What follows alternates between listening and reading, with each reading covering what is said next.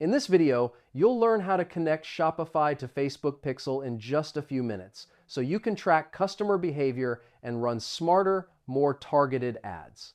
First, sign in to your Shopify admin at shopify.com. Once you're in, click on Sales Channels in the left sidebar. Then add the Facebook and Instagram channel from the Shopify App Store if it's not installed. Next, open the Facebook and Instagram channel inside Shopify. Click Start Setup and connect your Facebook account.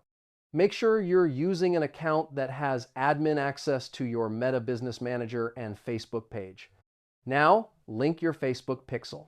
During setup, Shopify will ask you to choose an existing pixel or create a new one. Select the right pixel from your business manager and confirm the connection to your store. After that, enable data sharing.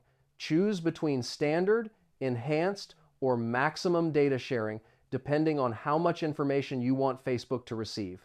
Maximum sharing gives the best ad performance and tracking accuracy. Once your pixel is connected, test it using the Facebook Pixel Helper Chrome extension.